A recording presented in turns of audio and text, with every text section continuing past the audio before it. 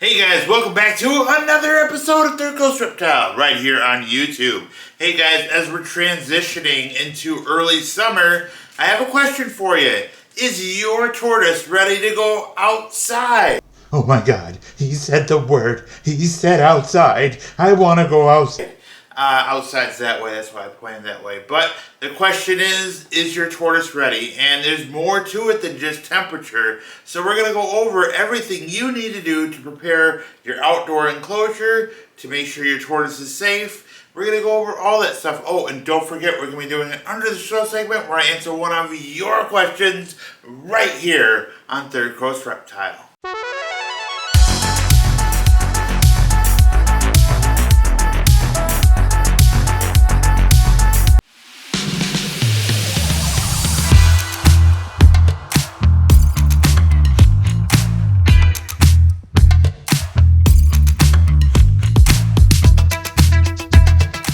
For your indoor enclosures, if you look right here, you can see that temperature is at 88 degrees right now, and I have these windows open. So in the winter time, these won't get above like 84, 85 degrees, but the ambient temperature is hotter, therefore these enclosures get hotter. So you have to find ways either to vent these windows or lower the wattage of your UVB basking bulb combo bulb that I have in there. So those are some things to consider when you are working on your enclosures in your house. You want to make sure that your reptile isn't overheating in their enclosure, and you're taking proper preventive measures. When the ambient temperature rises in your home, so does the temperature in these enclosures.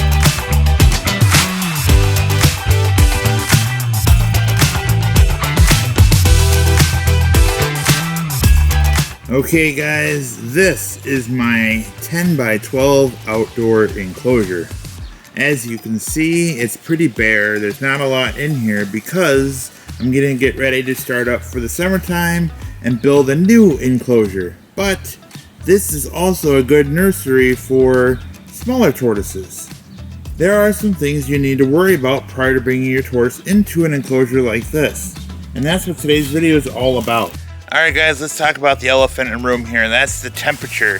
Now when it comes to temperature, you have to worry about the microclimate, just like you would in an indoor enclosure. Today's temperature today is 55 degrees. It's extremely overcast if you can't tell. I also felt a couple of sprinkles, so there are a couple of determining factors. But when it comes to summertime, we've had some 70-degree days here in Michigan already, but I'm not concerned about that. I'm concerned about what the microclimate is right here on the ground. So let's check that out with our temp gun. Okay guys, so we're gonna pick a spot here, and it's what, 45, 46 degrees, 45 degrees, 44. So right around 44 to 45 degrees, and that's about 10 degrees cooler than the temperature in the air right now. And that's an important factor for when you're bringing your tortoise outside. You have to consider what that microclimate is in comparison to the outdoor enclosure temperature. So that's the first thing that we need to worry about, is obviously the temperature, and make sure that microclimate is nice and warm for your tortoise to be safely outside. Okay guys, so on the flip side of that, if it's too cold outside and you notice your tortoise is sitting in the corner, kind of secluded, not moving around a lot, that's an excellent indicator that it's time to bring your tortoise back inside where it's a little bit warmer. Now let's move on to the next thing you have to worry about before bringing your tortoise outside. Alright guys, one little extra thing I want to point out too is you want to pay attention to your weather. You want to make sure that those temperatures overnight are also just as warm as they are during the day. Now I'm talking a minimum of 65 degrees, 60 degrees if they're adults. Hatchlings, you really don't want to go below 65 degrees at night. So you may find yourself pulling your tortoises inside during those winter months. But that's something that you won't have to do so much as when they become adults or towards the middle of the summer when temperatures tend to be predominantly warmer. Also, if there's inclement weather such as severe thunderstorms where there could be flooding in your enclosure, you also have to keep an eye on that. The last thing you want is your tortoise to drown. Being outside for your tortoise is important, guys. This is something that I feel you cannot replicate the sun. We try inside with our UVB bulbs, basking bulbs, but you're trying to replicate the sun and you just can't. So out here is a vital part of their growth. You'll find that they'll grow a lot more, a lot faster during the summer because they're outside and they're dealing with natural weather, and that's the best part of it. That's what you want to enjoy for your tortoise. You want to have them outside experiencing, you know, different type of climates. We interrupt this video to bring you a special news alert. Guys, this just in, Husbandry Pro is doing a 30-day free trial. Use the link right here at the bottom of the screen or the QR code scanner. This is for anybody, whether you have a zoo, a breeder, or you're just a private collector like me. Husbandry Pro has something for you. This makes sure you keep track of everything you need to do when it comes to your reptiles, because you want to make sure you provide the best care possible for your reptiles.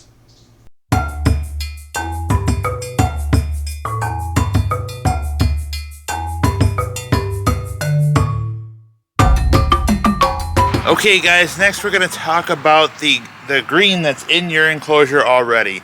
Guys, over the winter time and into the spring, new things can grow in your enclosure and you have to pay attention to that, especially if you're setting up a new outdoor enclosure. Things like poison ivy, poison oak, sumac, poison sumac, those things are other things that are harmful to your tortoise. You have to make sure you check out your enclosure that you're going to set up or what's already grown in here to make sure it's safe for your tortoise to consume, because they're going to be grazing in here all summer long regardless if you feed them or not. And I also recommend adding supplements in your enclosure outside to make sure that they're still getting that full spectrum in their food and diet requirements. So with that, the next thing you want to do, I like to do anyway, is I like to groom the enclosure, get rid of all the extra leaves, make sure you have new opportunity for a nice thick full grass to grow in your enclosure, or if they like weeds, you can get weeds in here, dandelions. So with that guys, after you get done grooming the enclosure, you want to plant new stuff to make sure that you have an ample amount of food supply right here in the enclosure. I have a pro tip for you guys today. If you're wondering where to buy seeds to plant that are safe for your tortoise. Alright guys, for our pro tip here, we are going to Arizona Tortoise Compound, the website here. They've been in the game for a long time. They sell live tortoises, lizards, but the main thing we want to focus on right here, these tortoise and seed mixes. We'll click here. You have a couple of options. These are individual seed packets, or if you just want a grazing mix, you click here, it'll pop up and it shows you all the different options you can buy for your new tortoise enclosure. You can put these outside of the tortoise enclosure and you can just rip stuff off and throw it in, or you can have this grow right inside and they can graze this stuff as it grows. But this stuff's all safe for tortoises. They make sure that you know, specific breeds can get certain nutrients, certain types of weeds and grass mixes alike. So Arizona Tortoise Compound, guys, this is where it's at if you want to get yourself seed mixes for your tortoise. The new enclosure that I'm going to be building already has the seeds already planted, so we'll get more into that. That's a whole different video that I want to show you at a later time.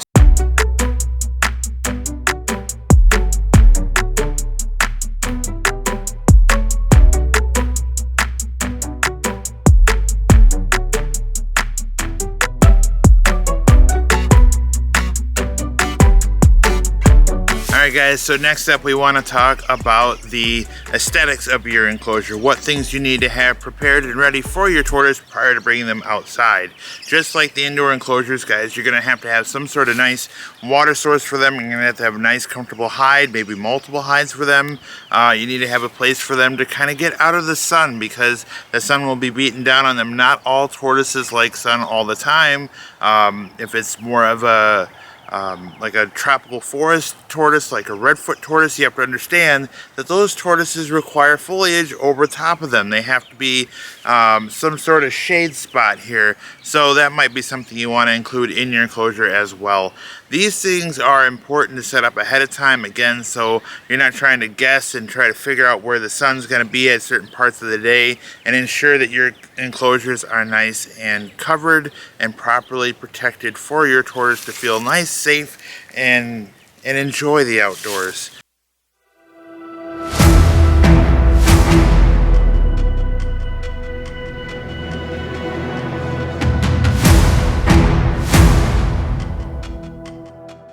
Alright guys, another thing you want to consider prior to bringing your tortoise outside is your enclosure safe from predators. This enclosure absolutely is not safe from predators, so I'm going to have to do some work here prior to bringing tortoises into this enclosure. The predators that you really want to worry about, especially like here in Michigan, the big one is like raccoons, cats, dogs, birds. If your tortoise is a smaller, like a yearling, birds can actually pick up that tortoise and drop it some ways away to kill that tortoise for food. So those are things you really need to watch out for. Ways you can protect your enclosure from these predators could be as simple as putting chicken wire over the top, or like a fencing or some sort of wire mesh. Another way is you can put electric wire across the perimeter here. I really want to shy away from doing that because you're going to be entering and exiting the enclosure quite often, especially for feeding and watering. You don't want to give yourself a nice jolt every time you go into your enclosure. So, you know, a nice chicken wire canopy would be nice. And then also you have to worry about other animals like coyotes that might dig underneath the enclosure. So you have to make sure you put some sort of underground barrier like a wire mesh underneath.